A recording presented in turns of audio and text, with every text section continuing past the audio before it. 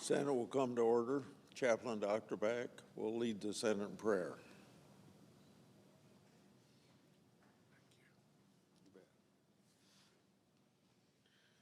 Let us pray. Eternal God, we're grateful for your mercies, renewed each day, and for your faithfulness every night. As the dew refreshes the earth morning by morning, let your Spirit restore the faith and energy of our lawmakers. Lord, give them the discernment to understand the challenges of our times and the wisdom to devise ways to meet them. Keep them open and alert to your providential leading as you guide them to a destination that will bring glory to your name. May the collective talents of our senators be mobilized in the awesome task of building a better nation and world. Make their hands ready to lift burdens and their hearts eager to respond in service to humanity. We pray in your great name. Amen. Will you please join me in the pledge? I pledge allegiance to the flag of the United States of America and to the republic for which it stands, one nation under God, indivisible, with liberty and justice for all.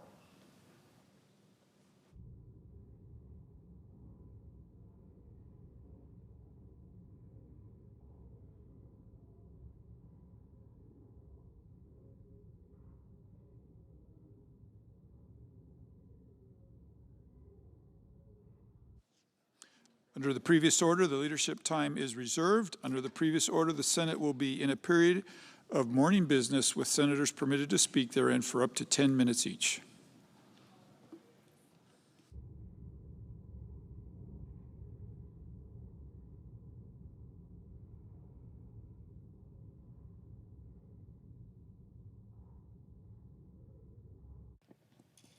Senator from Iowa. I want to tell my colleagues and the public about a part of the big, beautiful bill that passed 2 weeks ago that isn't getting much attention. I've been a long-time supporter of health savings accounts. They encourage responsible utilization of healthcare services by offering lower cost insurance and greater flexibility of care. I'm proud to have led the charge in the early 2000s to make health saving accounts accessible and a stronger option for Americans. Today, would you believe it, over 30 million Americans have a health savings account with an average balance of more than $3,000. Senate Republicans, through the One Big Beautiful Bill, went a step further, strengthening health savings accounts.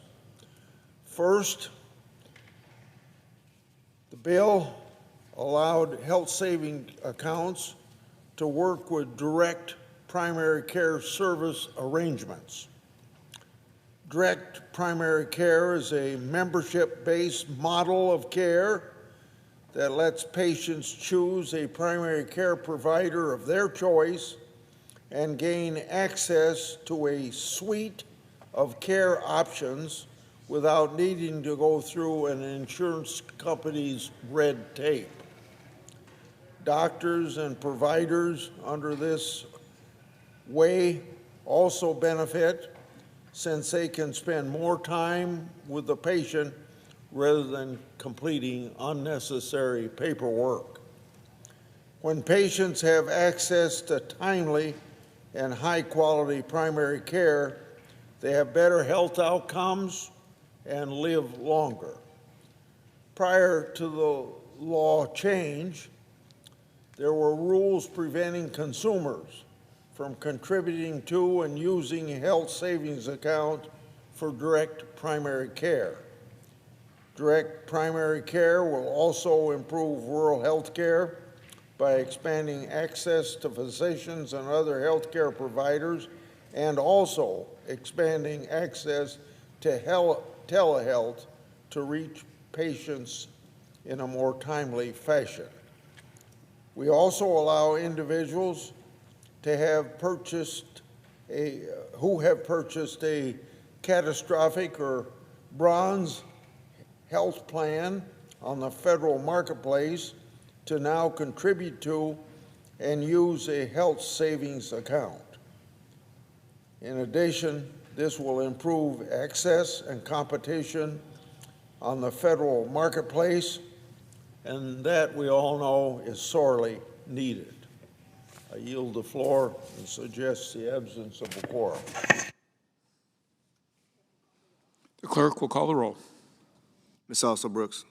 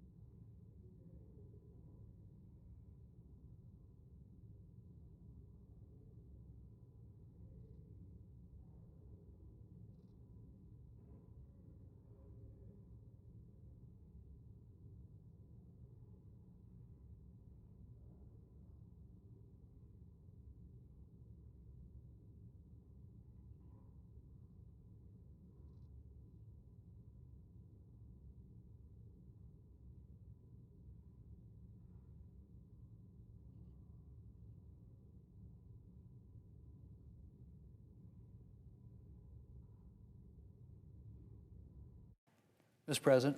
Majority Leader. Mr. President, I ask unanimous consent the quorum call be suspended. Without objection. Thank you. Mr. President, yesterday marked 6 months since President Trump took office. And today is the 200th day of the Republican majority here in the United States Senate. And in that time, the Trump administration and Senate Republicans have been hard at work executing the mandate we received from the American people last November. We already have a number of accomplishments on the list. We got started by sending the Laken Riley Act to President Trump's desk during the first week in office to keep criminal illegal immigrants off our streets. President Trump signed the HALT Fentanyl Act last Wednesday, which permanently classifies fentanyl analogs as the deadly drugs that they are. On Friday, he signed the Genius Act, a landmark bill to bring digital assets into the mainstream and secure U.S. leadership in financial innovation. And the first rescissions package in 3 decades is headed to the President for his signature. We passed measures to end 16 burdensome Biden-era regulations. We passed the Take It Down Act to combat non-consensual explicit images being shared online. And of course, 2 weeks ago, Mr. President, on the 4th of July, the President signed into law the big, beautiful bill to deliver permanent tax relief for the American people to make our country safer, stronger, and more prosperous. And Mr. President, we have additional bills coming down the pike. The Armed Services Committee under Chairman Wicker recently reported the National Defense Authorization Act for fiscal year 2026. And the Appropriations Committee under Chair Collins has reported out 4 bipartisan bills, which we will begin considering this week. I said last year that I was committed to bringing appropriations bills to the floor through regular order, and we are in the process of doing exactly that. Of course, any regular order consideration of appropriation bills is going to require cooperation from Democrats. And this week, we'll get a glimpse of where Democrats are on this issue. It was deeply disappointing to hear the Democrat leader threaten to shut down the government if Republicans dared to pass legislation to trim just 0.1% of the federal budget. But I'm hopeful that that is not the position of the Democrat Party. Time will tell.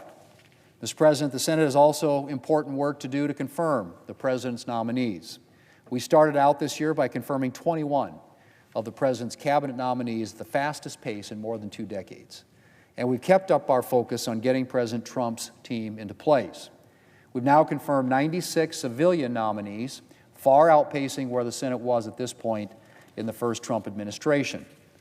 And the only reason, frankly, Mr. President, that we're not moving faster is because of Democrats' historic, that is right, historic level of obstruction.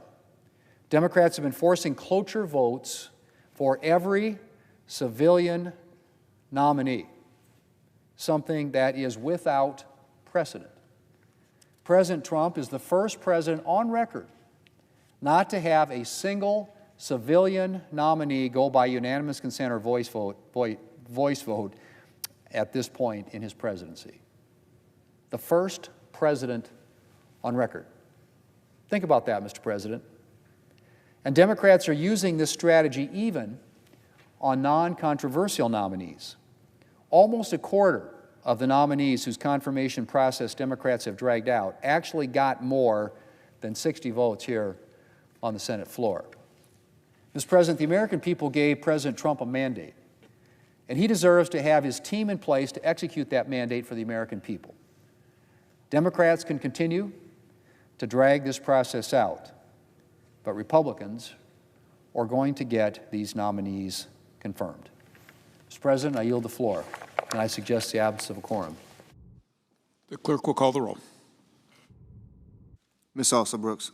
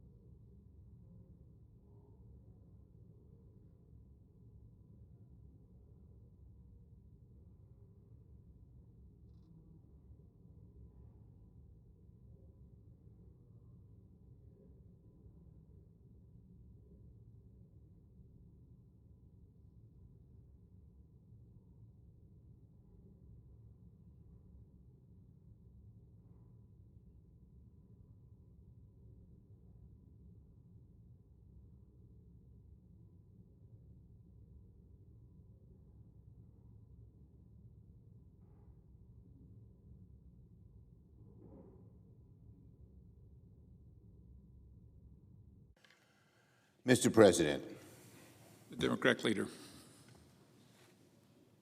I ask unanimous consent. Are we in a quorum? I ask unanimous consent the quorum be dispensed with. Without objection. Mr. President, today we got the news that the Congressional Budget Office, the CBO, confirms Donald Trump's big, ugly betrayal is going to kick at least 10 million Americans off their health insurance and spike our national debt by another $3.4 trillion. In truth, the number of people who will lose health insurance could be much higher, as many as 16 million when you account for the cuts to ACA and other forms of insurance. This finalized independent analysis from the CBO confirms it. Republicans' signature bill is the ultimate betrayal of the American people. It betrays every single family who will lose health insurance. It betrays our financial future. It betrays our children and grandchildren who will pay for these billionaire tax breaks as the debt rises and rises. It betrays every family worried about paying for groceries, the mortgage, the rent, prescription drugs. All are going up because of Donald Trump and his administration. Every price of these is going up. And it betrays every rural community from benefits of good-paying energy jobs. Republicans' supposed signature bill betrays everyone outside of the billionaire class and the special interests. Now Republicans are going to spin the mother of all propaganda jobs to sell this ugly bill to the American people. But today's report reminds us of something. Facts are stubborn, and the facts are clear. The big ugly betrayal is a loser for the country and be a loser for the Republicans. And the Republicans can yak when they go back home. But when people lose their jobs, when people's bills go up, when they're paying more, when they're losing their health insurance, that's reality, and no amount of propaganda, no amount of going home and telling people how great this is will undo the actual damage that will be done to the American people. And we know that they will realize the Republicans have betrayed them. On appropriations. This week, the Senate's expected to take up the first set of appropriation bills for fiscal year 2026. On the substance, a number of the bills negotiated in committee make significant reversal of DOGE's horrible cuts. Of particular importance are the reversals these bills make to DOGE's cuts to veteran programs, which was so vicious and so mean and hurt so many veterans. And it also makes reversals on other important Democratic priorities. We'll see how Republican leaders plan to move forward with these bills and other bipartisan bills on the floor. Yet yesterday, the Republican leader gave an interview where he said he'd like to see more bipartisanship when it comes to appropriations. He said rightly that it takes cooperation from both sides to move things through the Senate in the appropriations bills.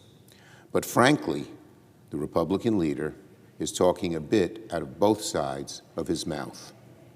On the one hand, he talks about bipartisanship and wanting to see both parties come up with the appropriations process. On the other, he's putting on the floor rescission packages with cuts demanded by Donald Trump and Russell Vought that retract many of the bipartisan agreements, with the promise by Russell Vought of more to come. When Donald Trump and Russell Vought insist on rescissions, and an obedient Republican Congress goes along, even though many of them know how wrong it is, it makes the spending process totally partisan.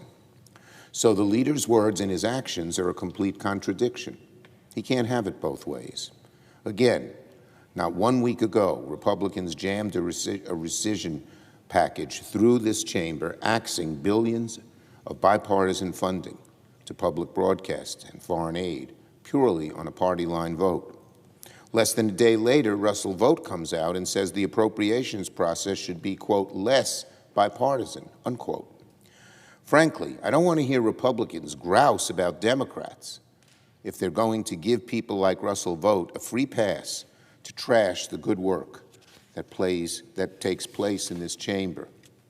And now, of course, there are reports that Donald Trump and Russell Vought want Congress to greenlight another recessions package in the near future. Then there's Donald Trump's big ugly betrayal, a purely party line vote, a partisan giveaway to billionaires and special interests, paid for with the biggest cuts to health care, food funding, and good-paying energy jobs we've seen in our lifetimes. So Leader Thune says he wants to see bipartisanship. That's all well and good. But Leader Thune can't have it both ways. If Leader Thune wants to talk about bipartisanship, he should focus on keeping his side of the street clean first, because Donald Trump and Russell Vought have made clear they want to continue launching partisan broadsides that will inflict deep harm on the American people, raising costs, unleashing chaos, inviting even deeper corruption across the federal government. Now on Mr. Bove, Emil Bove. Last week, Senate Republicans on the Judiciary Committee reported out one of Donald Trump's worst judicial nominees yet, Emil Bove, and that's saying a lot because there are so many bad ones. Judiciary Republicans were so afraid to talk about Mr. Bove's nomination that, in fact, the Republican chair cut off debate time and refused to let all Democrats speak. And rather than being part of this farce, Judiciary Democrats, led by my friend, the ranking member, Senator Durbin, rightly walked out of the hearing. I commend my Democratic colleagues for standing up for the integrity of our courts and refusing to participate in a compromised committee process for a deeply compromised nominee. It's obvious why the Republicans were so eager to cut off debate.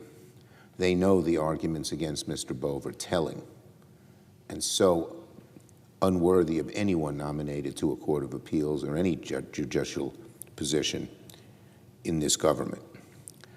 Mr. Bove is the perfect example of the type of person Donald Trump wants on the bench. Political, aggressive, unprofessional, abusive, and ready and willing to put the Trump agenda over the rule of law. We all know what Donald Trump wants from judges, complete obeisance to whatever he wants, regardless of rule of law, regardless of precedent, regardless of the Constitution. And Mr. Bove has a long history of defending Donald Trump when he was his personal attorney. He defended the president when the president was accused of inciting the January 6th insurrection, mishandling classified documents, falsifying business records, and more. Well, what should that do when someone defends a president who's accused of very serious crimes? It should disqualify them for the bench, but the opposite occurs in the Trump administration. His defense of Trump's indefensible actions earned him a top spot at the DOJ, where he used his power to fire prosecutors who were working on criminal cases for the January 6th insurrectionists. That's right. Mr. Bove helped the rioters who assaulted law enforcement officers on January 6th get off without any charges. What is happening to this country? What is happening? And if that's not enough to disqualify him, one whistleblower testified that Mr. Bove repeatedly told DOJ lawyers to ignore court orders and even deliberately mislead judges. Mr. Bove encouraged officials not to tell judges the truth, the same sort of judges he is now nominated to serve alongside. How can someone who has such disregard for our judges and our courts be trusted on the bench? Mr. Bove's nomination previews the dark, ominous plan that Donald Trump and Republicans have for the federal judiciary. They want to fill our courts with partisan operatives who will protect and serve Donald Trump, not protect the rule of law. Experience doesn't matter. Judicial independence doesn't matter. Understanding the law and applying it without fear or favor doesn't matter at all. In fact, there's fear of Donald Trump among so many of the Republican nominees for judge and of so many of our Republican senators. For Donald Trump, the only thing that matters when it comes to judges is unyielding fealty to himself. We have never seen, never, such a disastrous mandate for our federal courts in all of American history. And if the Republicans proceed, the damage to our judiciary will be irreversible. Mr. Bove's nomination is an insult to every single qualified independent judge who has ever sat on the federal courts. He should never have been nominated, he should never have been reported out of committee, and he should never, never be confirmed by the Senate to such an important job. Finally, on NVIDIA and China. Donald Trump's trade war has created a mess for U.S. businesses. And now he's rushing to clean up that mess, and he's getting played by Beijing. Last week, the administration handed President Xi and the Chinese government a major win, approving chipmaker NVIDIA to resume selling American H20 chips used to develop AI to China. When these chips were blocked, Americans breathed a sigh of relief. China would not get the basic tool to catch up and even surpass us on AI and so many other important technological advances. But not 4 months ago, for that reason, the administration blocked the sale of these chips. But now, typical of Donald Trump, there's no consistency. It's just what he feels is good for himself at the moment. They're making a costly, troubling U-turn. Flip-flops like this show weakness to the Chinese government, and that's the last thing we can afford. What's more, the chips are vital in the race to dominate AI. These H20 chips are among the best on the market and were critical for China's development of DeepSeek. We all wondered, how did China catch up with DeepSeek? Well, by using these chips. And now Donald Trump is greenlighting the sale of even more of these chips. If you're worried about allowing China to dominate in AI with all the troubling prospects of that domination, then this reversal from the administration is a huge step towards enabling that Chinese dominance. Every chip Donald Trump allows NVIDIA to sell to Chinese competitors is one more boost to Beijing in the race for AI dominance. But the administration's capitulation keeps going. As part of trade talks with Beijing, they're also undermining export controls of U.S. technologies deemed to be critical for our national security. This sends an unmistakable message to adversaries around the world. America's national security is open to negotiation under Donald Trump's government. The administration should reverse its original decision in April to block the sale of these chips to the Chinese government. Donald Trump should stop giving the Chinese government leverage in the race for the technologies of the future. I yield the floor.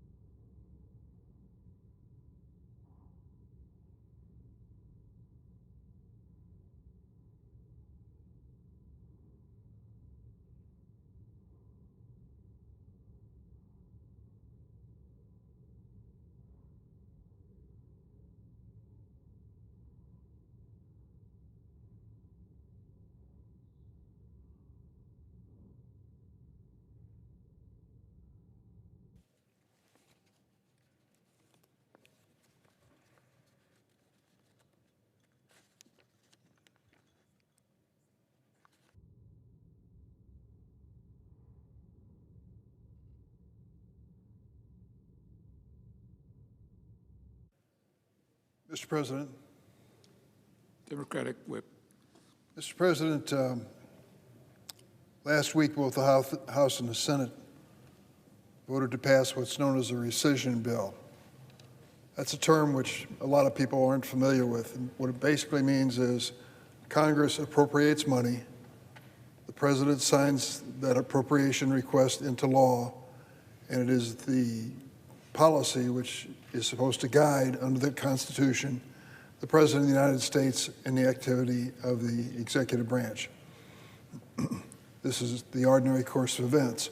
However, there may come a time when a president decides that we don't need this expenditure, even though it's been approved and it's the law. And he then goes through the rescinding of his decision to spend the money. It's called a rescission bill. And in this case, the Trump administration came to Congress and said, $9 billion that you appropriated and directed me to spend, I don't want to spend. I want your permission not to spend it. $9 billion. And that's what we voted on, and the House voted on last week. What was in this bill? There were primarily two major elements. One element was foreign aid, humanitarian assistance around the world, paid for by the United States. The other element was public broadcasting, National Public Radio, for example. $8 billion was taken out of foreign aid. $1 billion was taken away from public broadcasting. Close vote in the Senate.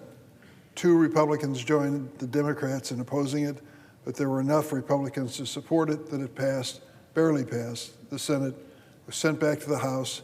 After some turmoil in the House, the decision was made to also pass the rescission bill. I thought this was a particularly important bill. I've cast, as a member of the Senate, honored to represent the state of Illinois, I've cast over 9,000 votes. The presiding officer from Utah is new to the Senate. It'll take him a few years to catch me, I'm sure he will. But 9,000 votes in a period of time, how many do you actually remember? A handful. This vote last week was one of those votes. Why will I remember this? Because non-governmental organizations, charities, humanitarian aid groups around the world have told us that taking $8 billion out of foreign aid, humanitarian assistance, is going to cost us in terms of lives. Denying people food, clean water to drink, and medicine and the basics of life in the poorest places on earth will cost us lives. The original bill eliminated a program called PEPFAR. PEPFAR was created by a Republican president, George W. Bush. He rallied our government, Democrats and Republicans, to lead a national and international effort to stop HIV/AIDS. For example, if a mother was pregnant again and had HIV, the transmission of that disease to the baby was unfortunately very common. We started finding ways to stop it from happening. It's been many years since George W. Bush was president, but they estimate that we've saved 25 million lives with this PEPFAR program. I'm a loyal Democrat, proud of it, but happy to vote with the Republicans and George W. Bush on their program. That program was going to be eliminated by this bill that was considered. It was taken out at the last minute. That's the type of thing that was at stake in that vote.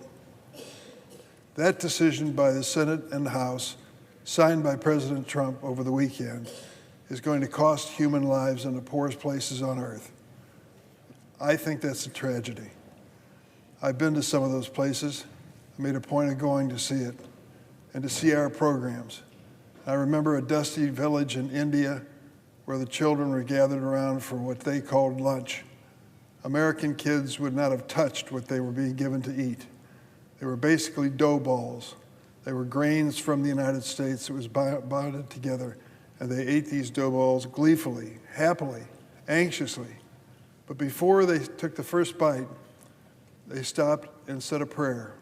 And I asked the local people who were leading this effort, what did they say in the prayer? They said, thank you to the United States of America for the food that they were going to eat that day. They knew that was the case because it was printed on the bags, a gift to the people of America. Those programs are going to be eliminated now because of that vote last week. But there was another part of it, too, that struck me as really painful. That was the decision to eliminate the federal support for public broadcasting, National Public Radio and public television. I'm a fan, and I've been a fan in a long time, so I'll confess my prejudice. but I'm also from downstate Illinois. That's the part of the state outside Chicago where the small towns and the rural areas are located. And I know what public broadcasting means to those areas. I heard firsthand an example of what it means. A lady named Heather Norman, who is with Public Broadcasting Coalition in Illinois, joined me in a press conference on Friday in front of the public radio station in the city of Chicago. And I asked her to tell me and the press that had gathered an example of why public radio was different than the other radio stations, why it was important. She gave me a very classic example. She works at the public radio station in Macomb, Illinois. Macomb is a downstate community on the western side of our state, a more sparsely populated area than people visualize when you say Chicago and Illinois. In Macomb, Illinois is Western Illinois University. Thousands of students from all around the state and the area attend college there. A year ago, there was an active shooter in the community. They learned about it through the police notifying the radio station, and they started broadcasting to the people of Macomb to stay in their homes, to shelter in place. Don't go outside until we control the situation. We'll wait for the police signal. Well, there was a lot at stake. We've seen a lot of our campuses and universities where deranged people take a gun and kill innocent students right and left, and we didn't want that to happen again. And so the public broadcasting station, the NPR station, kept the broadcast going all day long to notify the people of Macomb and that McDonough County area of the danger and to warn them to stay home. You say to yourself, I'll bet the other radio stations did too. They didn't. Why didn't they do it? Because the 4 other radio stations are recordings. There's no live person at those radio stations, just equipment. So they're playing their music and whatever program they wish, but they couldn't send out local news because there was no one there to send it. It was a public broadcasting station, the public radio station that kept the people of Macomb and McDonough County safe. So to say that you can eliminate that station and it won't make any difference, whether the warning is about an active shooter, about a tornado, a flood, a flash fire, public broadcasting is there on the scene, doing their job day in and day out. Now, what's going to happen with this decision by the Trump administration to eliminate federal support for these stations? I don't know. I asked Heather. She said there are probably 2 stations in our state, at least 2, that'll go out of business. They depend so much on the help from Washington. That's a loss. Whether you're conservative or liberal, MAGA or progressive, whatever you want to call yourself, how could you want an America with less information, fewer choices for sources of that information? The strength of our democracy is the fact that the American people have access to good, credible information and make up their own minds. They don't wait to be told, they make up their own minds. That's the key to the core of democracy. And we attacked it last week when we eliminated support for public broadcasting. I don't know what's going to happen next. A lot of people have to think about this. And I've said to the people who govern public broadcasting and public television, public radio, you'll have to think of a plan B, because this president wants to put you out of business. You can't do what some law firms have done that he got mad at. He got mad at the law firms and threatened to cut off their federal business. What did they do? They sued for peace immediately. They said, what can we do? Can we give you thousands and maybe hundreds of thousands of free legal services? When that intimidation is in place, some of them turn to that as an alternative. But a public broadcasting station cannot do that and maintain its credibility. It can't go hat in hand and bend the knee to this administration or any administration and maintain its credibility when it comes to news. So they have a terrible challenge that they face. I want to help them find a solution. I think America would be poorer and less free and less information available to people in our country if we allow this to go forward. Mr. President, on a separate issue, I want to say a word about some nominations that are pending before the Senate this week. As the ranking Democrat on the Senate Judiciary Committee, I pay closer attention than some when it comes to the nominees who are suggested for federal positions on the courts. These are positions that are lifetime positions. You take a person and you say, we entrust you with this responsibility and authority for as long as you live. As long as you live. So it isn't a question of 2 years or 4 years and replacing someone if they aren't up to the job. We've got to look for people that we can trust in the long haul. The Senate will soon vote on the confirmations of Joshua Devine to serve as judge on the Eastern and Western Districts of Missouri, and Judge Christian Stevens to serve on the Eastern District. I'm concerned about these two nominees. Mr. Devine is 34 years old. He received his law degree only 9 years ago. In addition to lack of experience, Mr. Devine has taken some extreme positions on issues that are important to people across the United States, such as reproductive rights and ballot access. Mr. Devine, if you can believe this, in this day and age, 2025, has argued in favor of literacy tests at the ballot box. Let me say that again. He's argued in favor of literacy tests at the ballot box. He states, quote, individuals who aren't informed about issues or platforms have no business voting. The fact that we are even considering his nomination under this circumstance is shocking. Literacy tests have been tried in America. They are a racist relic from the Jim Crow era that were used to prevent immigrants and minorities from voting. It should not be controversial to say that no one who has argued for reviving racist Jim Crow laws belongs on the federal bench, let alone for a lifetime. Mr. Devine also referred to himself as, quote, a zealot, close quote, for the anti-choice movement. Now, whether you're pro-choice or pro-life, to think that someone is that blatant and open, declaring himself as a zealot on the issue, should trouble you. This has been on full display in his role as Missouri Solicitor General. Mr. Devine has challenged women's ability to access the abortion drug mifepristone and has undermined the decision of Missouri voters to codify abortion access in their state constitution. Previously, Mr. Devine wrote, and I quote him, because we know a genetically unique human comes into existence at fertilization, abortion should not be ethically permitted, close quote. I know that's the position of some voters that I represent and even some members of my family. I disagree. Taken at face value, this statement suggests that Mr. Devine opposes access to in vitro fertilization, IVF. Well, I have some beautiful grandkids who were the product of these IVF procedures. It was the only way that they could come to this earth, and thank God they did. To think that this man who's seeking this lifetime appointment to the bench would not even answer the question on IVF is troubling. Joshua Devine is too inexperienced to serve as a district court judge, and his radical views, I think, disqualify him. I'm also troubled by the nomination of Christian Stevens. Following his confirmation hearing, I asked Judge Stevens whether he denounced the January 6th insurrection on the Capitol. For those who don't remember, that was a time when a mob forced Congress to shut down the procedure of counting electoral votes in the 2020 election.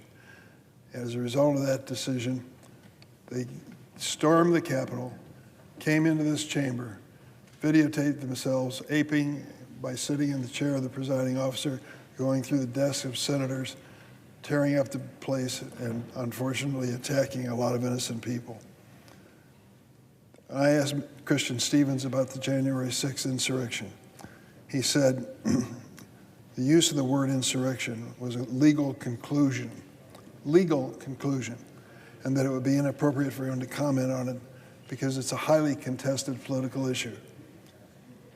Here's the cold, hard truth. The violent mob that ransacked the Capitol complex in an attempted insurrection to stop the counting of the votes on that election led to the deaths of 5 police officers and injuries to more than 140 others. It triggered the largest prosecution in the history of the Department of Justice. Over 1,000 individuals were convicted and prosecuted for their activity that day. The fact is, this nominee couldn't acknowledge what happened that day and denounce the violence perpetrated against law enforcement is troubling. If you can't stand up for the men and women that keep us safe at this very moment in this building, who risk their lives for the members, their staff, and the visitors to the Capitol, you have no place in a lifetime position as a federal judge. I'm also concerned about a law review article Judge Christian Stevens wrote defending the infamous 100-to-1 sentencing disparity between crack cocaine and powder cocaine. I voted for it in the House of Representatives. Why? The idea was that the crack cocaine was such a deadly and threatening narcotic that we were going to pass a sentencing provision that was really tough. Well, this was tough. It said if you were convicted of possessing powder cocaine or an exact same amount of cocaine in crack form, crystal form, you would be receiving a sentence for the crack cocaine 100 times powder cocaine. What happened as a result of it? The result, I'm sorry to say, it didn't work. You'd think with that kind of sentencing hanging over you, people would think twice. It didn't work. As a result, more people were using crack cocaine after we passed the law, and the price on the street was going down instead of up. We filled federal prisons primarily with African Americans who had lengthy sentences, some of them over 20 years, for the simple sale of crack cocaine. We decided that was wrong. I led the effort here in the Senate side. I'm proud that I did. I was joined by Chuck Grassley, Republican of Iowa, and Mike Lee, Republican of Utah. We passed a bill called the First Step Act, and it was sent to President Trump, who signed it into law in his first term. Now comes Christian Stevens, Judge Stevens, wanting a seat on the federal bench. I'm concerned about a law review article he wrote defending the 100-to-1 disparity between crack cocaine and powder cocaine. He wrote, and I quote him, "There may be evidence to suggest these kinds of sentencing provisions are beneficial to black communities hardest hit by crack epidemic." I'm disappointed that Judge Stevens continues to stand by an article that defends the crack powder cocaine sentencing disparity. It was wrong then, it's wrong now. And he's certainly doing no one a favor by supporting that kind of penalty. My Republican colleagues will likely vote for both of these nominees I've described, Mr. Devine and Judge Stevens, on the federal bench without hesitation. But the American people deserve judges who will protect their basic fundamental rights, demonstrate independence and integrity, and remain faithful to the Constitution and rule of law. Neither of these nominees have proven that they embody these attributes. I will vote against both of these nominees, urge my colleagues to do the same. And Mr. President, I yield the floor.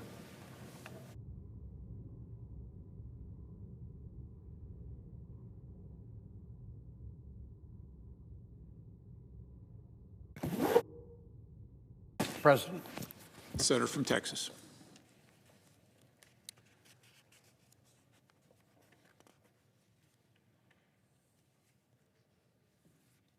Mr. President, I know I'm not the only one who feels like time flies, but it's hard for me to imagine it's only been 6 months since President Trump was sworn into office.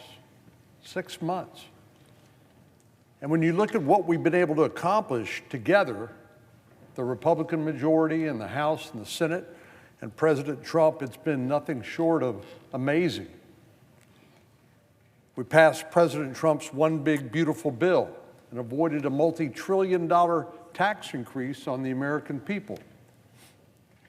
We codified DOGE cuts through the rescissions package just last week, and we've continued to confirm President Trump's qualified nominees to the executive branch.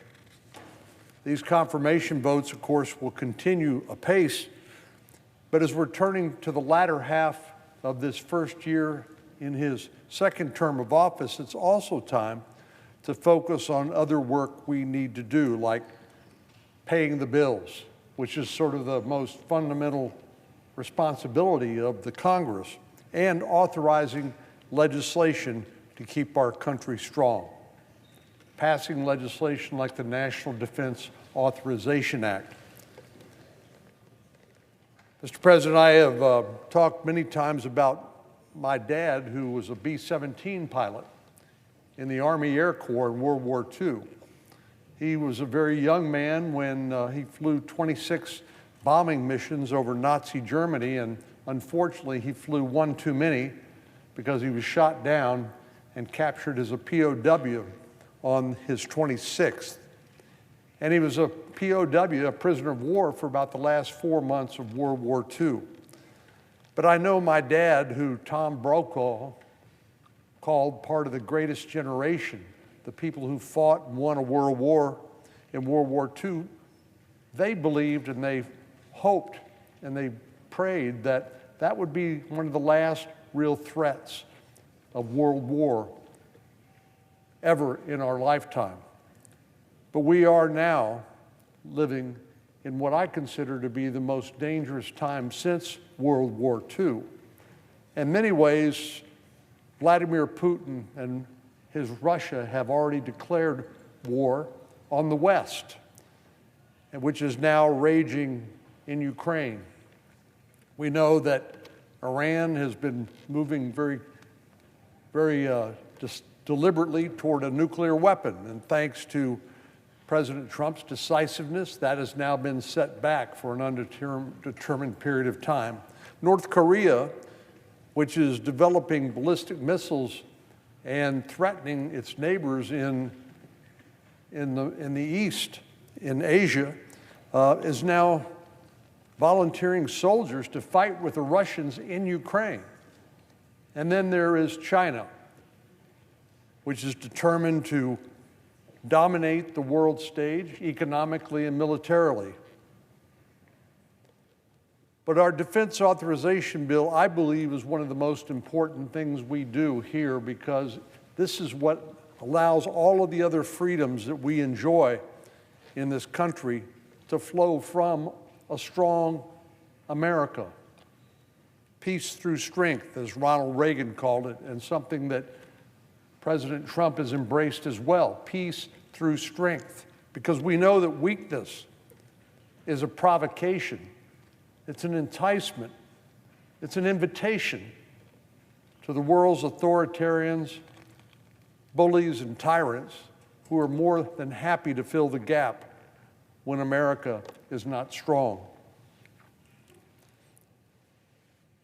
So we need to take this matter very seriously of reauthorizing the National Defense Authorization Bill, something we've done for 63 consecutive years. But one of the things that I'm going to be focusing on as part of this defense authorization bill is to finally address outbound investment in China. As we speak, U.S. companies are spending billions of dollars in China, investing in Chinese companies, particularly those involved in critical technologies like quantum computing and artificial intelligence. Because of China's military-civilian fusion, there is no such thing as a private sector and a public sector. Everything in China works toward the advancement not only of their economy, but of their military as well. We know these investments are not simply enriching China's economy and fueling advances in consumer technology. They are directly bolstering Chinese military strength. Now, I've been raising alarm bells for a number of years now and working toward a solution to this critical strategic concern for a long time, and I have something to announce to my colleagues here. I'm not going to give up. We're going to stay after this until we get it done right. 2 years ago, during the debate on the Defense Authorization Bill, the Senate voted 91-6. This is a bipartisan concern, 91-6, to include my amendment, which contained provisions on outbound investment transparency. Even in the face of such overwhelming, nearly unanimous consensus, again, on a bipartisan basis in the Senate to address outbound investment, this provision was stripped from the final bill, presumably at the service of the powerful special interests who want to continue to profit while putting our national security interests at risk. Last year, provisions of outbound investment transparency were included in the initial text of the end-of-year funding package. Unfortunately, in the midst of negotiations, that provision once again ended up stripped from the bill. But again, I want to make it clear, I'm not willing to take no for an answer on something that is so critical to our national security. I will not quit. But the reality is our time is running out. President Xi, the dictator who runs China and the Chinese Communist Party, has instructed his army, the People's Liberation Army, to be ready by 2027 to reincorporate Taiwan, not 2 years from now. Now, there are many voices emphasizing the importance of increasing our defense spending, which I certainly agree with, to prepare for a China contingency, as it's sometimes called. And I don't disagree with those sentiments, because again, deterrence is the goal. We don't want to fight any wars. We don't have to. We want to prevent war by American strength. But what good does it do to continue to increase our defense spending if American investors are simultaneously making investments in China in what amounts to the arsenal of our #1 strategic adversary?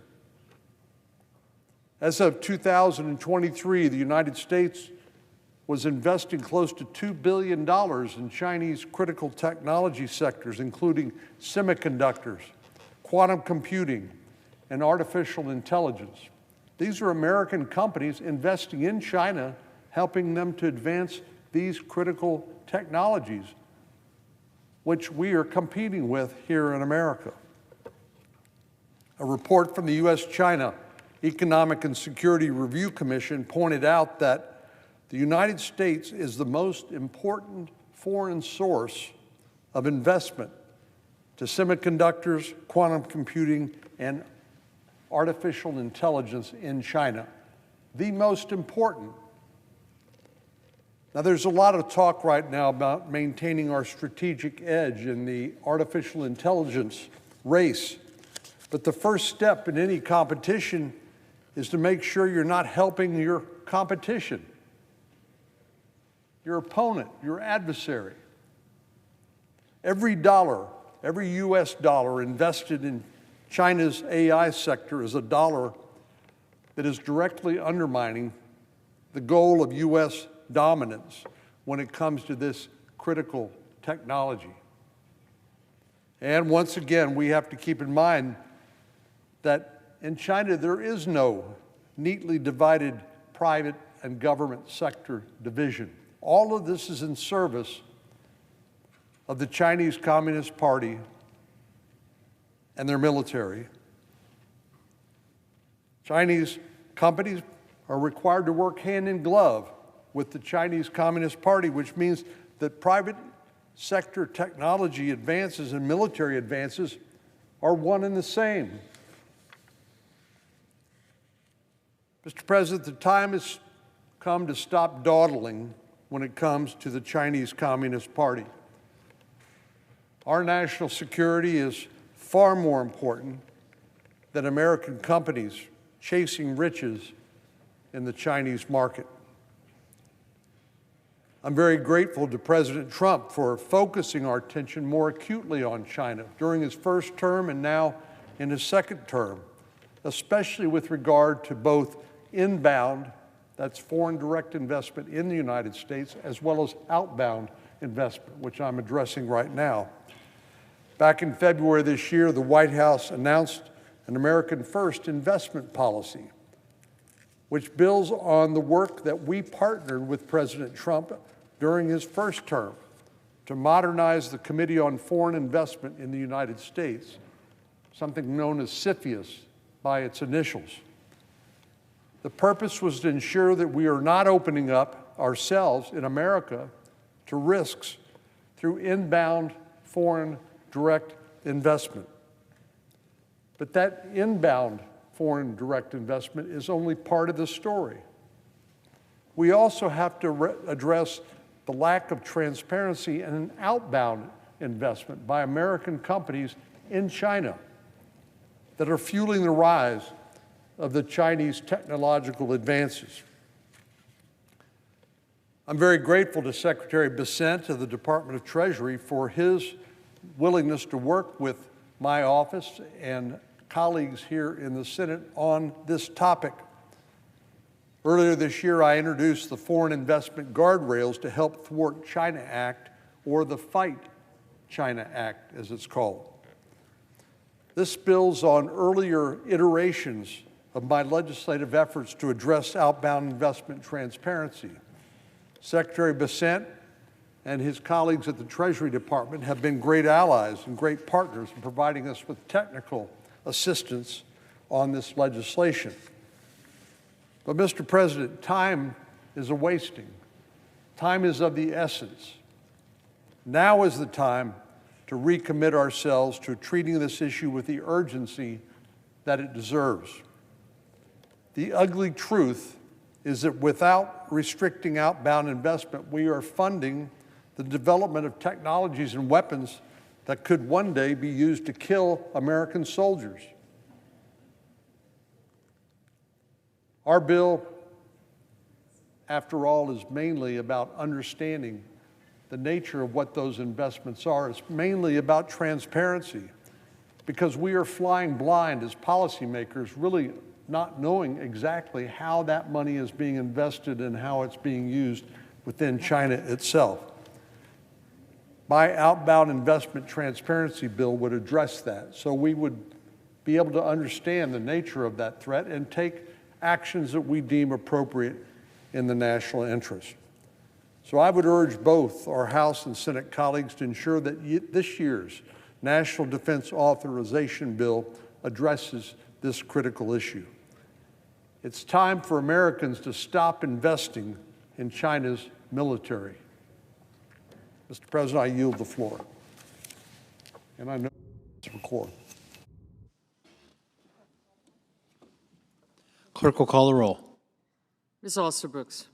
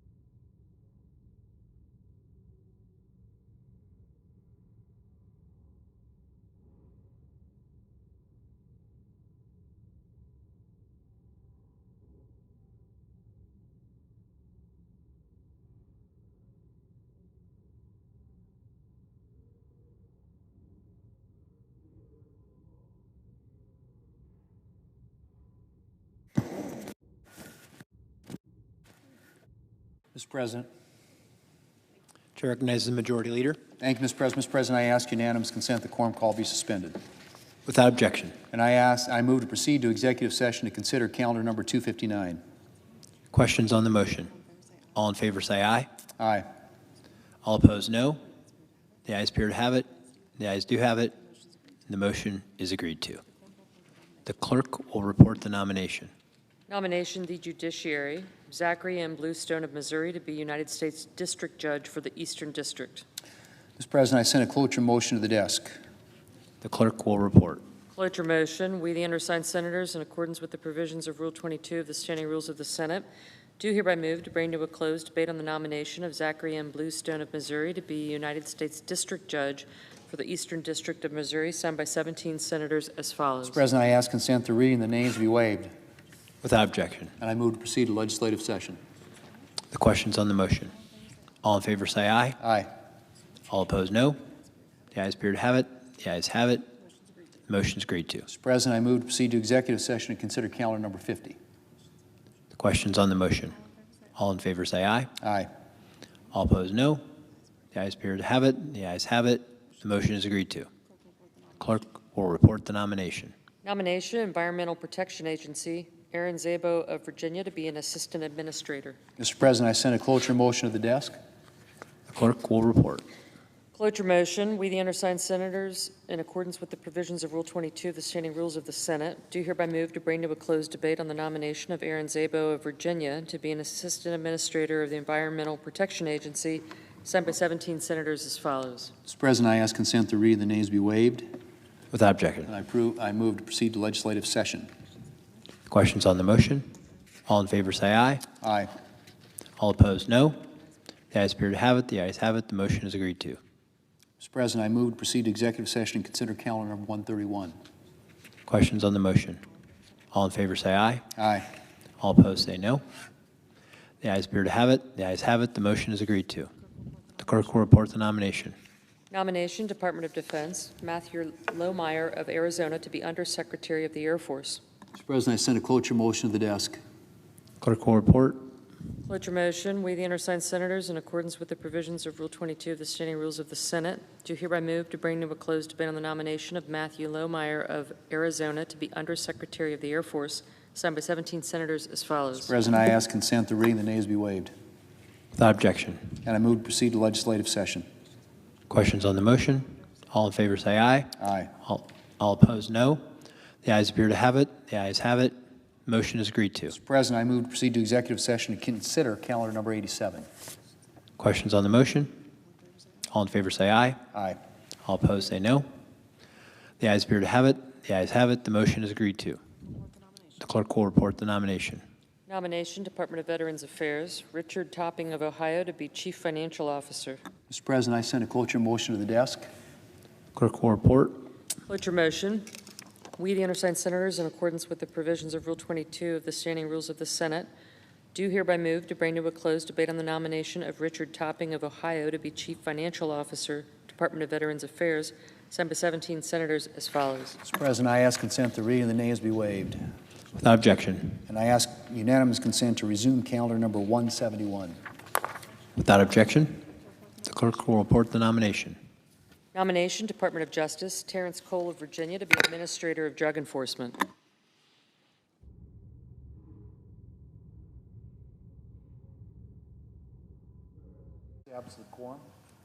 The clerk will call the roll. Ms. Alsobrooks.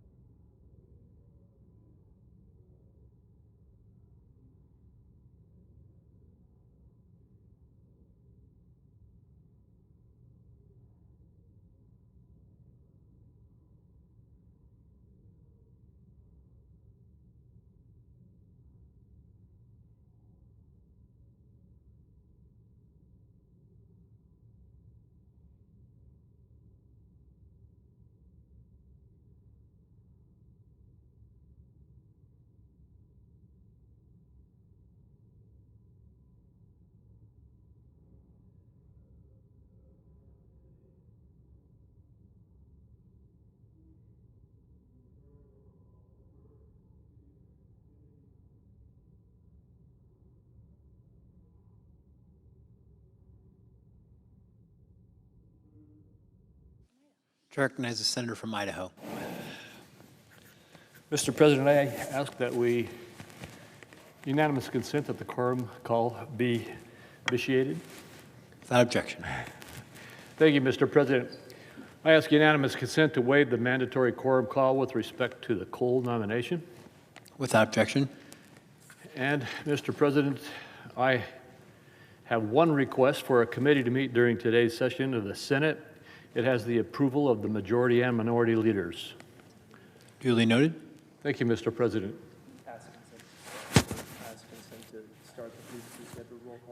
I ask unanimous consent that we begin the previously scheduled roll call vote immediately. Without objection. The clerk will report the motion to invoke cloture. Cloture motion. We, the undersigned senators, in accordance with the provisions of Rule 22 of the Standing Rules of the Senate, do hereby move to bring to a close debate on the nomination of Terrence Cole of Virginia to be Administrator of Drug Enforcement, signed by 17 senators. Under the previous order, the mandatory quorum call under Rule 22 has been waived. The question is it the sense of the Senate that the debate on the nomination of Terrence Cole of Virginia to be Administrator of Drug Enforcement shall be brought to a close? The yeas and nays are mandatory under the rule. The clerk will call the roll. Ms. Also Brooks, Ms. Baldwin, Mr. Banks, Mr. Barrasso, Mr. Bennett, Mrs. Blackburn, Mr. Blumenthal, Ms. Blunt Rochester, Mr. Booker, Mr. Bozeman, Mrs. Britt, Mr. Budd, Ms. Cantwell, Mrs. Capito, Mr. Cassidy, Ms. Collins, Mr. Coons, Mr. Cornyn, Ms. Cortez Masto, Mr. Cotton, Mr. Kramer, Mr. Crapo.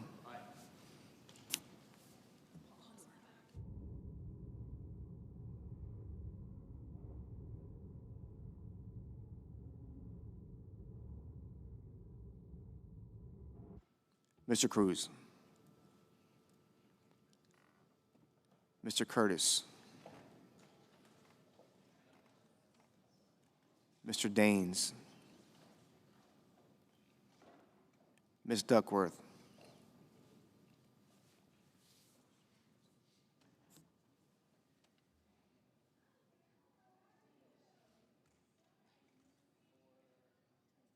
Mr. Durbin.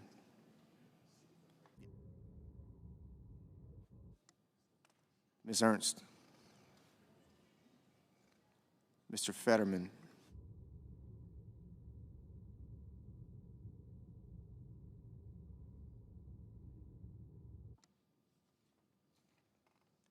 Mrs. Fisher.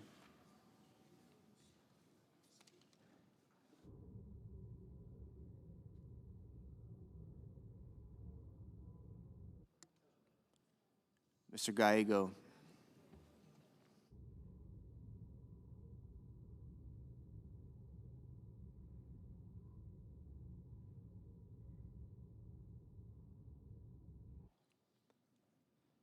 Mrs. Gillibrand. Mr. Graham. Mr. Grassley. Mr. Haggerty. Ms. Hassan.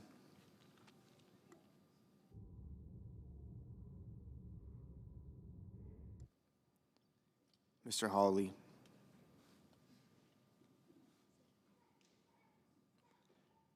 Mr. Heinrich.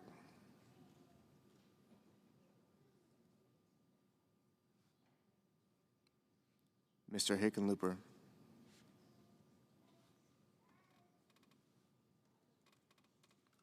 Ms. Hirono.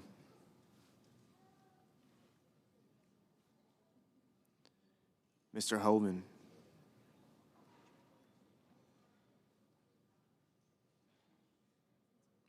Mr. Husted. Yes.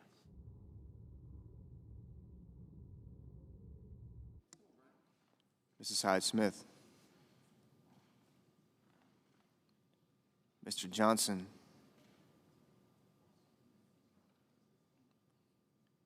Mr. Justice.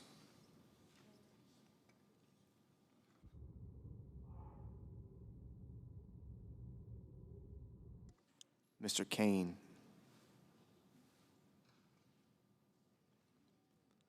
Mr. Kelly.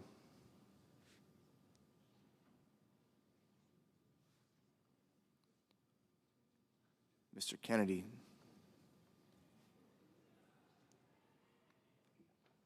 Mr. Kim,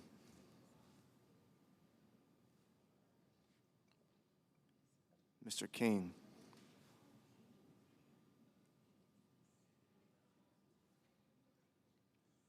Ms. Klobuchar,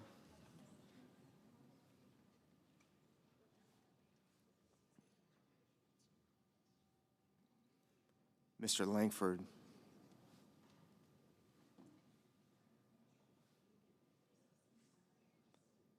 Mr. Lee,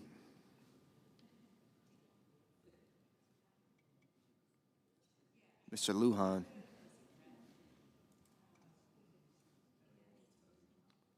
Ms. Lummis,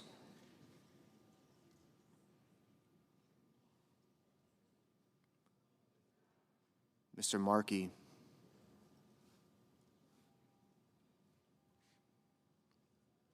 Mr. Marshall,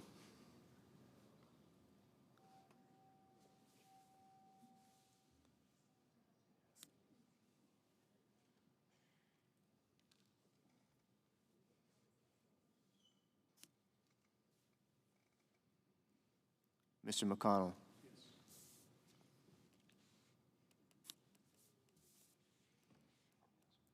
Mr. McCormick, Mr. Merkley, Mrs. Moody, Mr. Moran, Mr. Moreno, Mr. Mullen,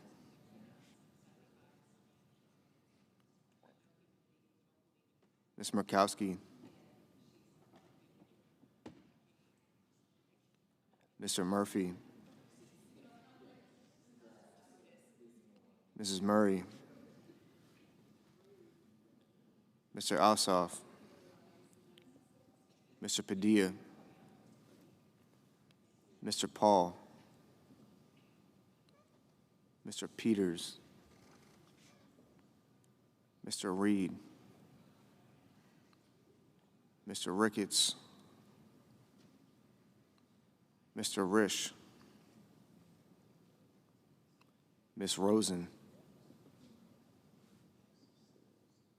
Mr. Rounds, Mr. Sanders,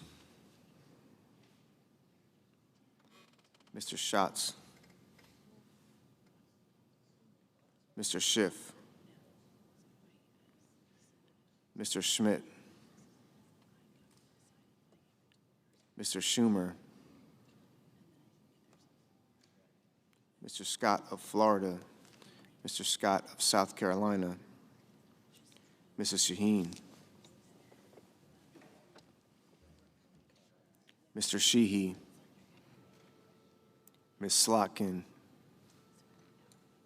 Ms. Smith, Mr. Sullivan, Mr. Thune, Mr. Tillis,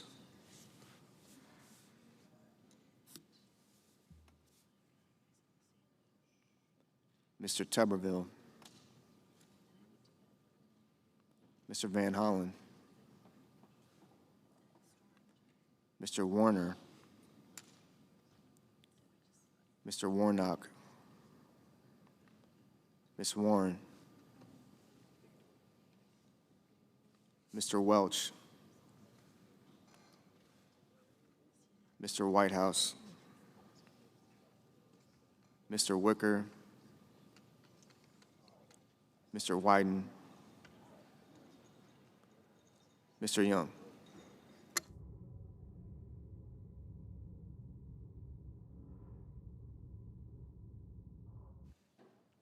Senators voting in the affirmative: Bozeman, Capito, Crapo, Husted, Moran, Paul, Tuberville.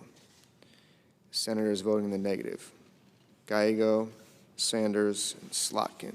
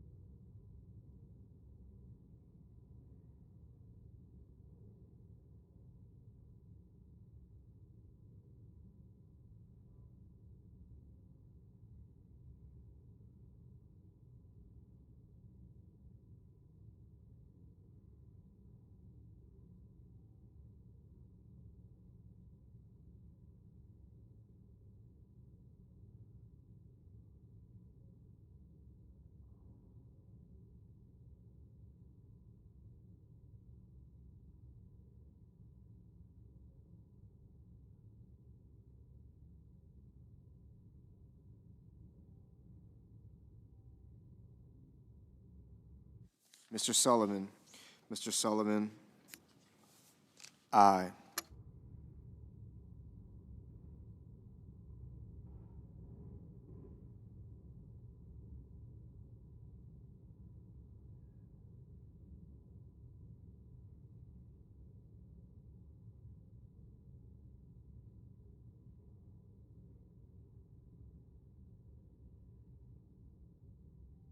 Mr. Kane.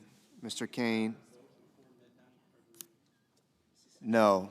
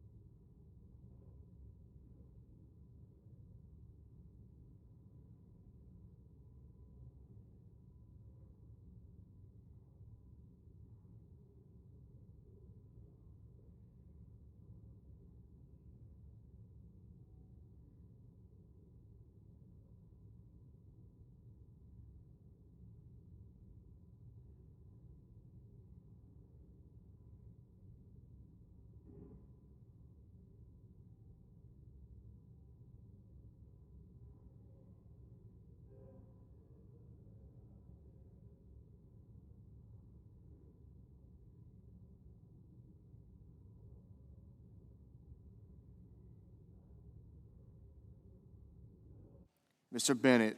Mr. Bennett. No. Mrs. Fisher. Mrs. Fisher. Aye. Ms. Ernst. Ms. Ernst. Aye.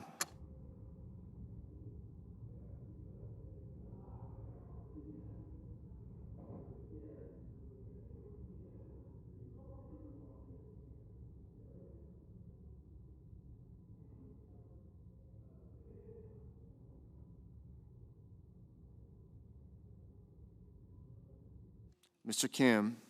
Mr. Kim. No. Mr. Fetterman. Mr. Fetterman. No.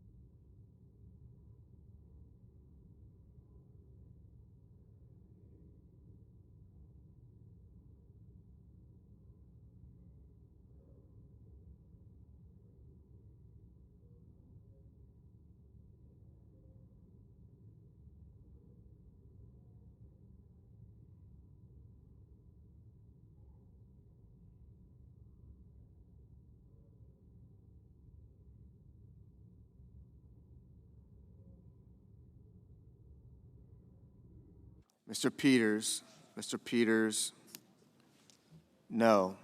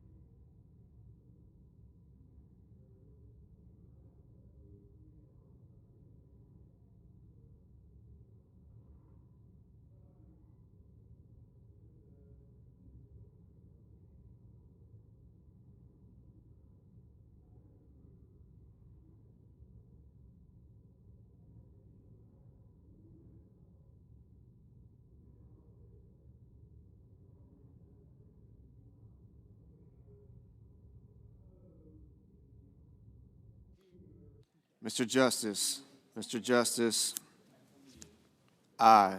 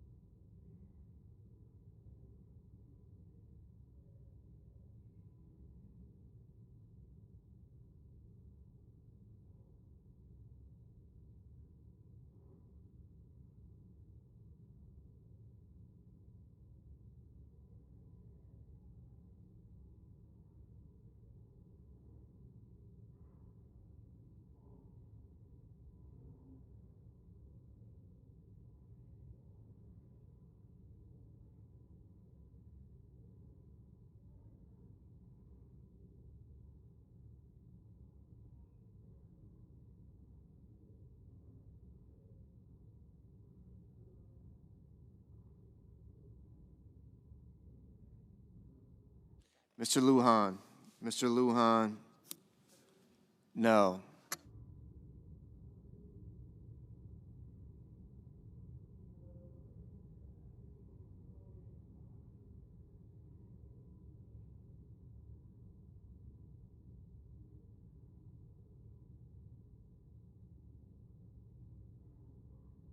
Mrs. Shaheen, Mrs. Shaheen, no. Mrs. Britt, aye.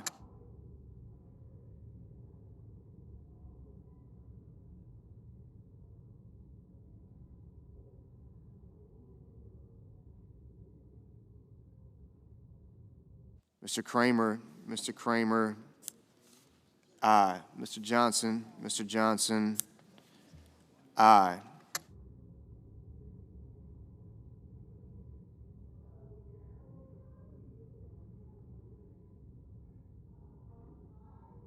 Ms. Lummis, aye.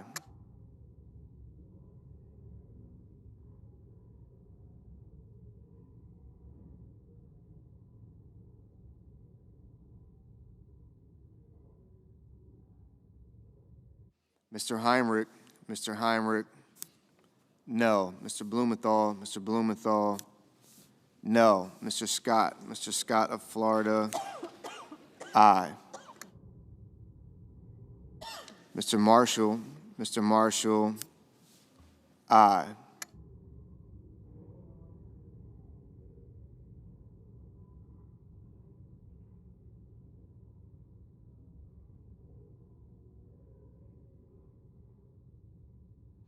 Mr. Reed, Mr. Reed, no.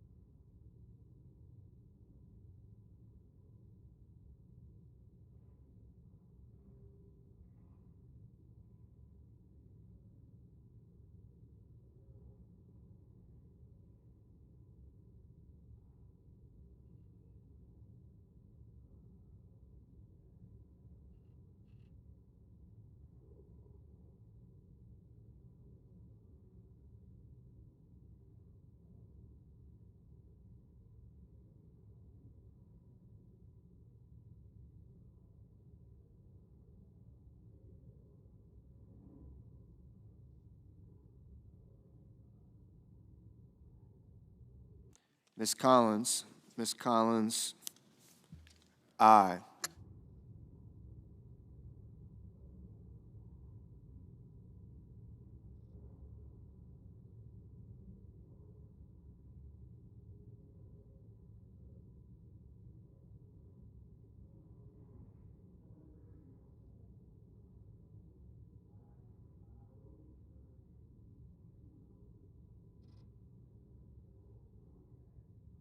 Mr. Wicker, Mr. Wicker, aye. Mr. Padilla,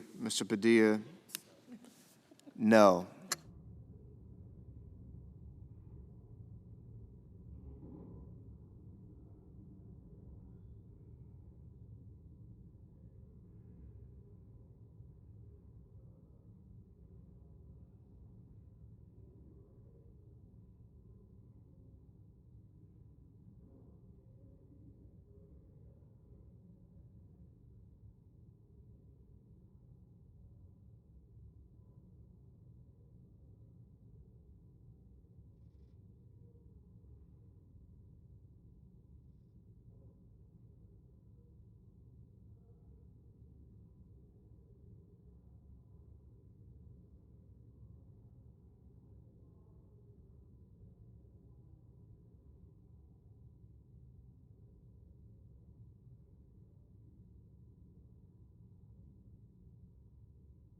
Mr. King, no.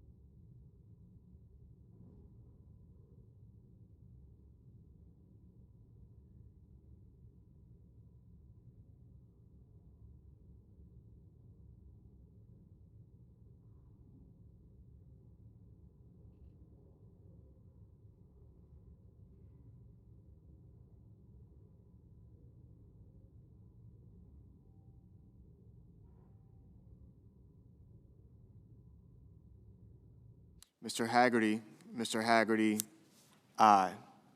Ms. Blunt Rochester, no.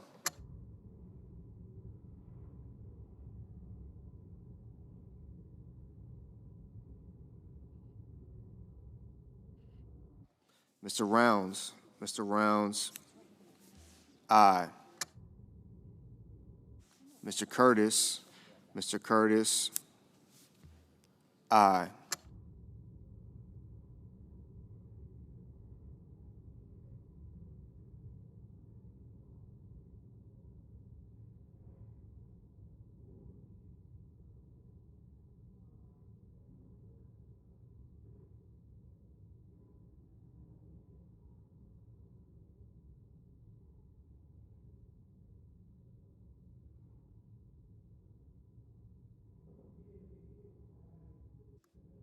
Mr. Van Hollen, Mr. Van Hollen, no.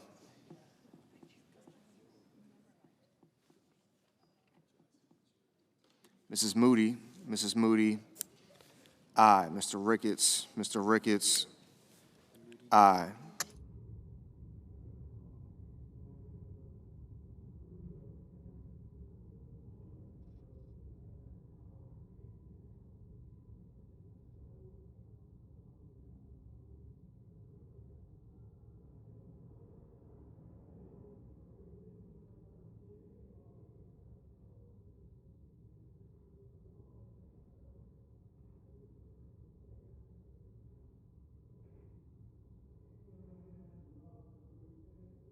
Mr. Cotton, aye.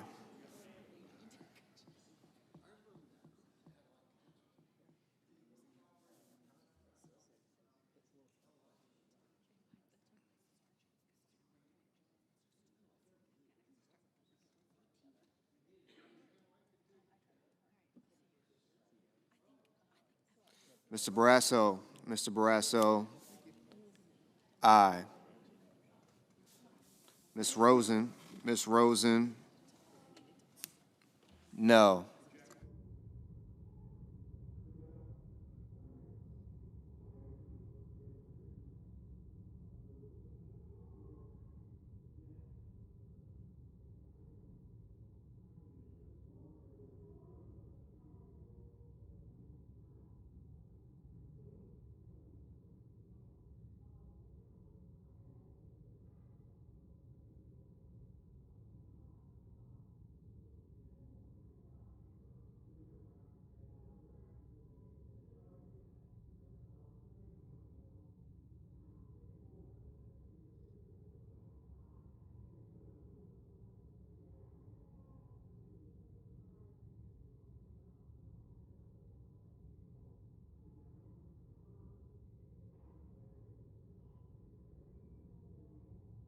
Ms. Murkowski,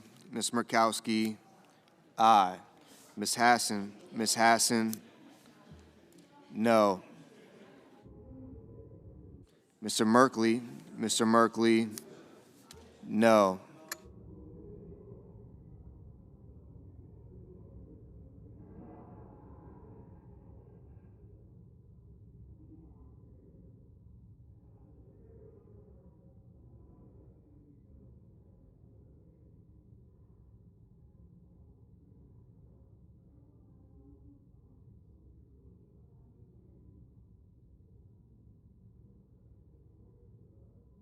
Mr. Grassley, aye.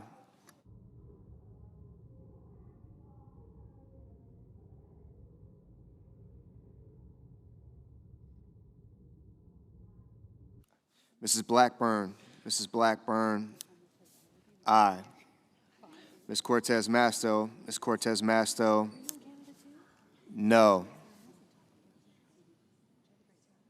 Mr. Daines, aye. Mr. Langford, aye. Mr. Wyden, no.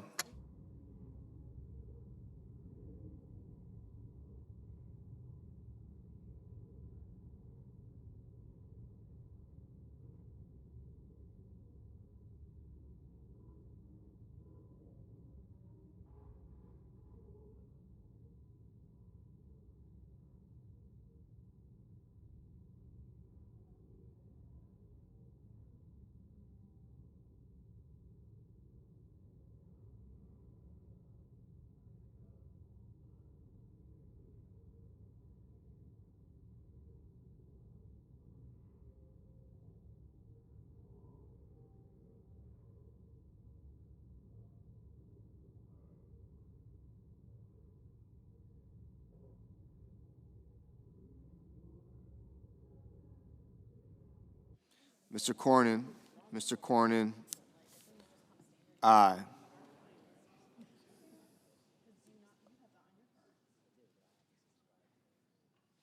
Ms. Smith,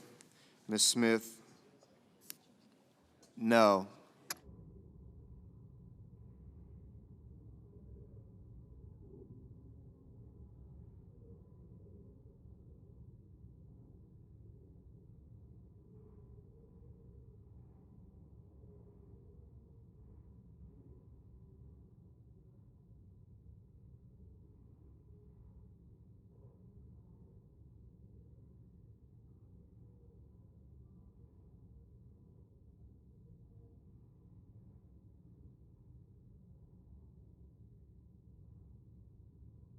Ms. Klobuchar.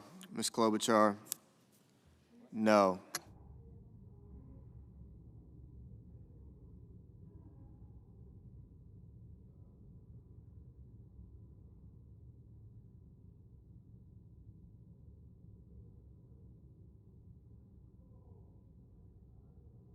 Mr. Schmidt.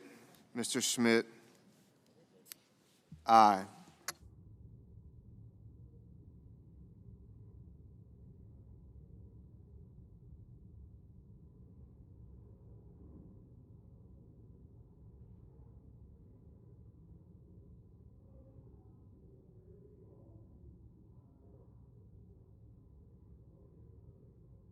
Mr. Hoven. Mr. Hoven. Aye.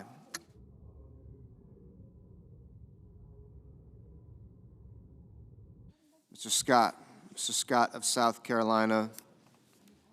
Aye.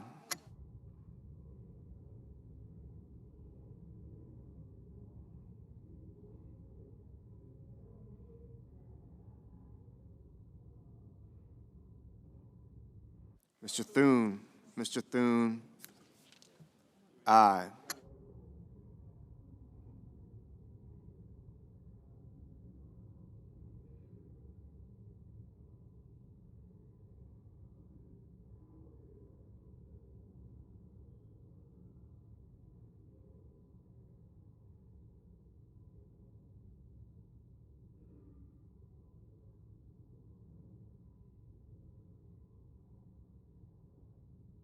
Mr. Lee. Mr. Lee. Aye. Mr. Hickenlooper. Mr. Hickenlooper. No.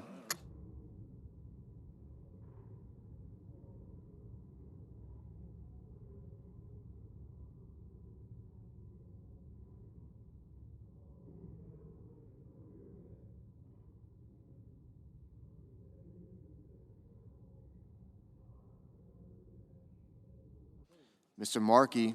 Mr. Markey. No.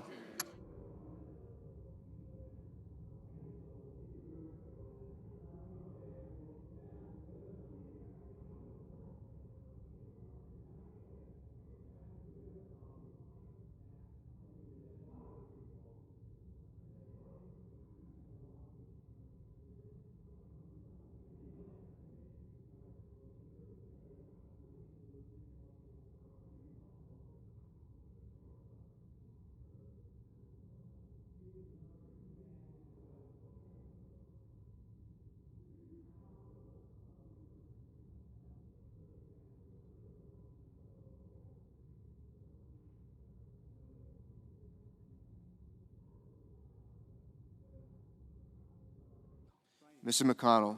Mr. McConnell. Aye. Ms. Hirono. Ms. Hirono. No. Mr. Murphy. Mr. Murphy. No.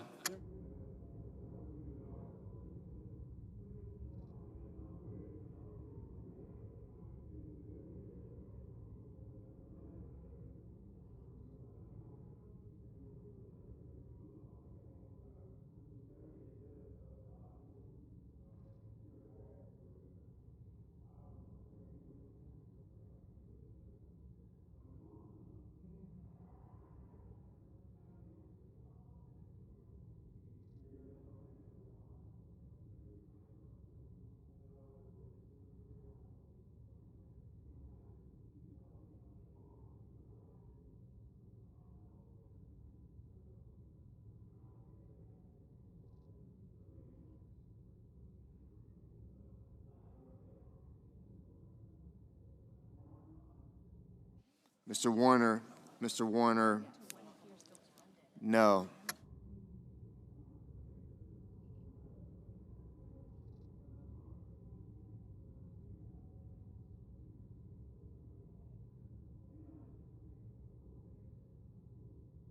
Mr. McCormick. Mr. McCormick. Aye.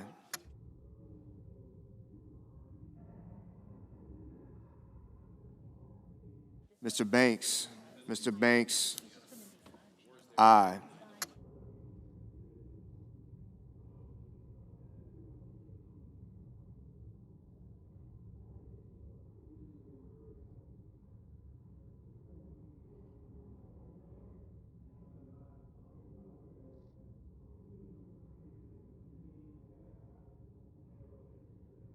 Mr. Sheehy. Mr. Sheehy. Aye.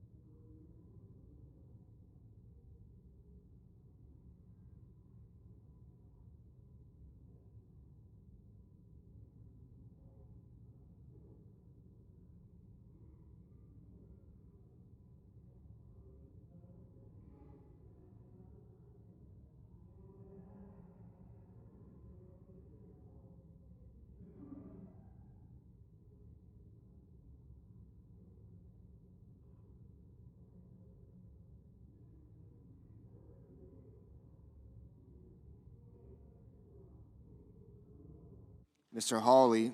Mr. Hawley. Aye.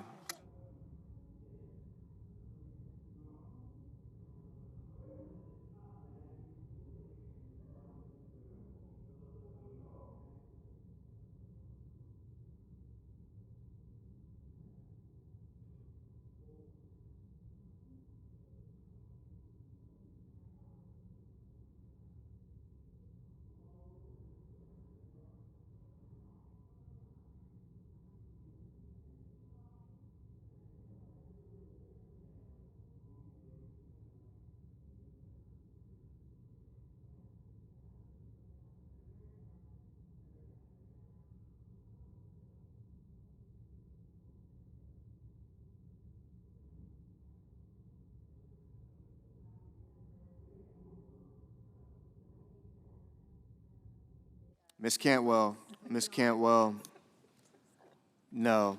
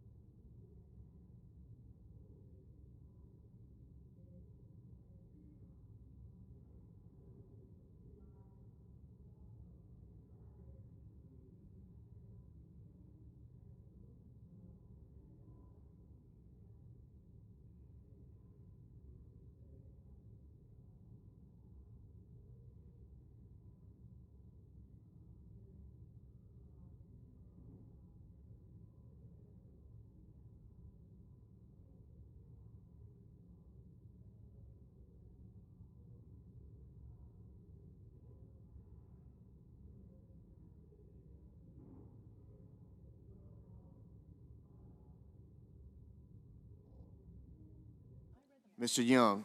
Mr. Young. Aye.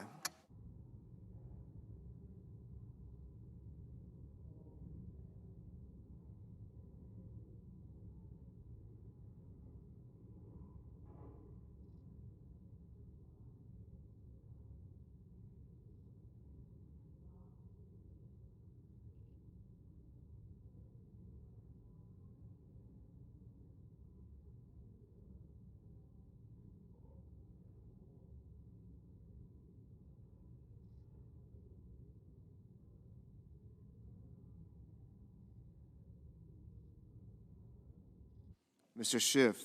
Mr. Schiff. No. Mr. Moreno. Mr. Moreno. Aye.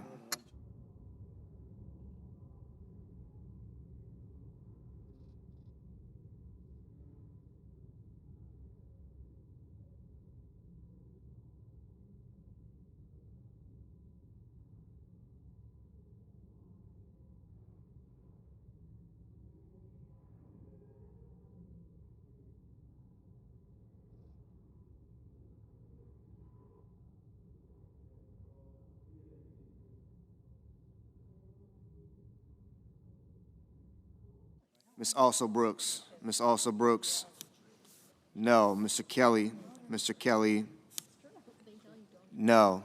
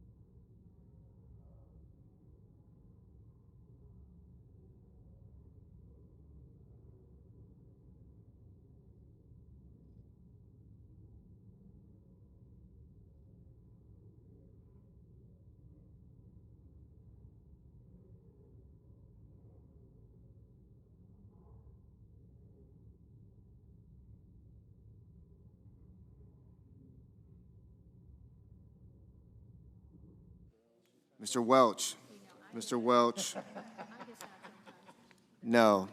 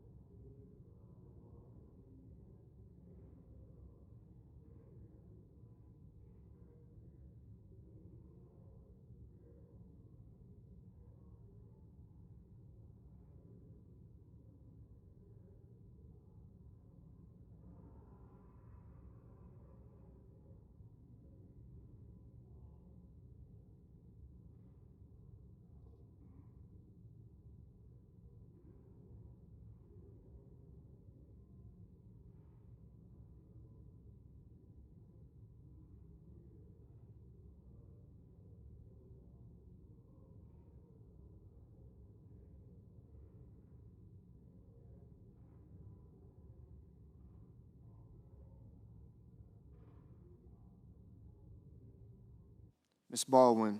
Ms. Baldwin. No.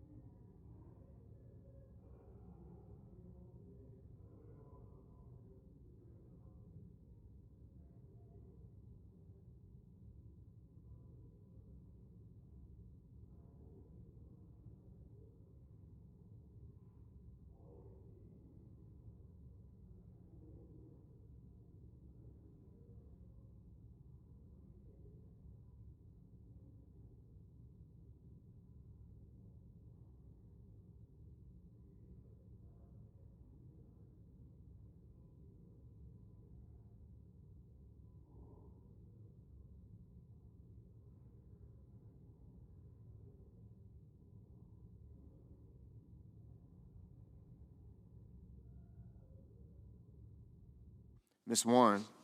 Ms. Warren, no.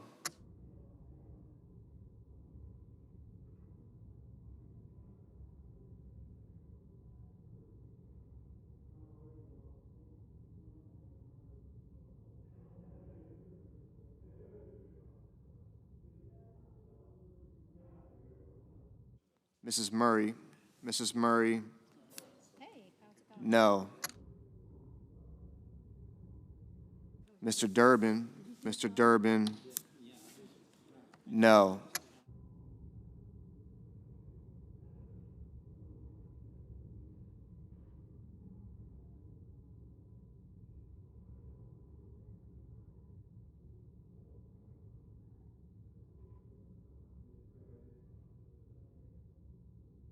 Mr. Schumer.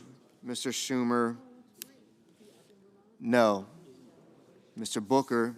Mr. Booker, no.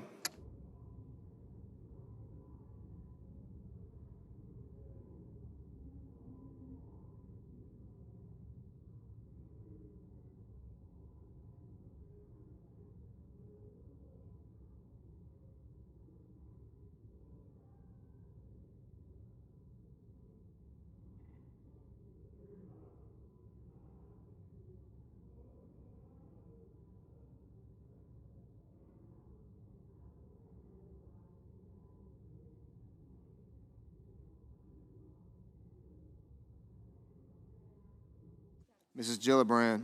Mrs. Gillibrand, no.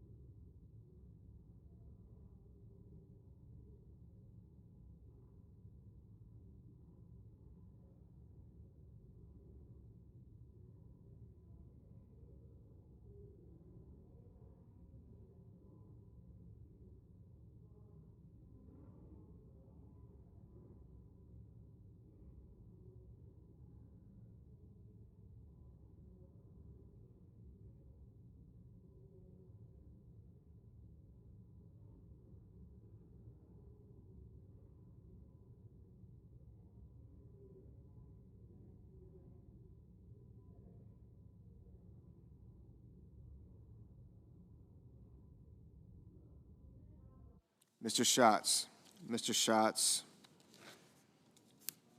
no.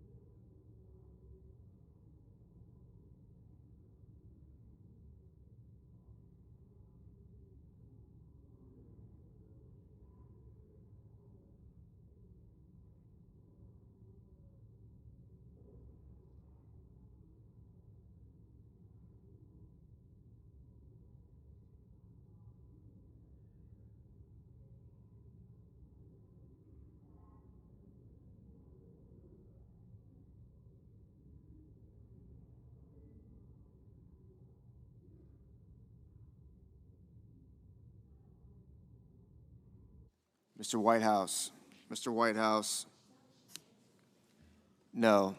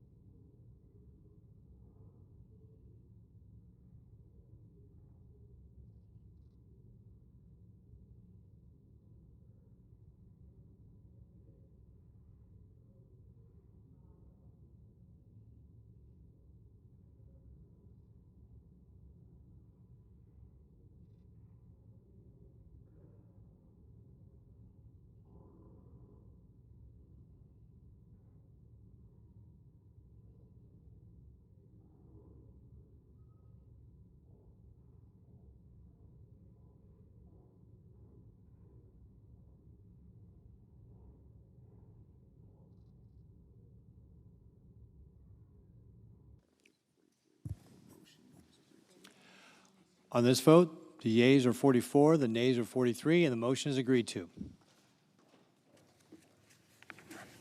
Did that look good? Did a quick look at it look good? Okay. Majority Leader? Thank you, Mr. President. Mr. President, I ask unanimous consent that the Senate resume legislative session and be in a period of morning business with senators permitted to speak therein for up to 10 minutes each. Without objection. Mr. President, I ask unanimous consent that the Committee on the Judiciary be discharged from further consideration. The Senate now proceed to S.Res. 276. The clerk will report. SRS 276, designating June 12, 2025 as Women Veterans Appreciation Day. Is there objection to proceeding to the measure? Without objection, the committee is discharged and the Senate will proceed. Mr. President, I ask unanimous consent the resolution be agreed to, the preamble be agreed to, and that the motion to reconsider be considered made and laid upon the table with no intervening action or debate. Without objection. Mr. President, I ask unanimous consent that the Senate now proceed to the en-bloc consideration of the following resolutions, which are at the desk: S.Res. 328, S.Res. 329, S.Res. 330. Is there an objection to proceeding to the measures on block? Without objection, the Senate will proceed on block. Mr. President, I ask unanimous consent that the resolutions be agreed to, the preambles be agreed to, and that the motion to reconsider be considered made, laid upon the table, all en bloc. Without objection. And I ask unanimous consent that the post-cloture time with respect to the Cole nomination be expired and the Senate vote on confirmation of the Cole nomination 11 a.m. Tuesday, July 22nd. Further, if confirmed, the motion to reconsider be considered made and laid upon the table, and the President be immediately notified of the Senate's action. Without objection, so ordered. Mr. President, I ask unanimous consent that when the Senate completes its business today, it stand adjourned until 10 a.m. on Tuesday, July 22nd, that following the prayer and pledge, the journal proceedings be approved to date, the morning hour be deemed expired, the time for the two leaders be reserved for their use later in the day, morning business be closed, and the Senate resume consideration of the motion to proceed to calendar number 121, H.R. 3944. Further, notwithstanding Rule 22, the vote on the cloture motion with respect to the motion to proceed to calendar number 121, H.R. 3944, occurred at a time to be determined by the Majority Leader in consultation with the Democratic Leader. Without objection, so ordered. Mr. President, for the information, the Senate will have 3 votes starting at 11 a.m. tomorrow, confirmation of the Cole, Devine, and Stevens nominations. If there's no further business to come before the Senate, I ask that it stand adjourned under the previous order.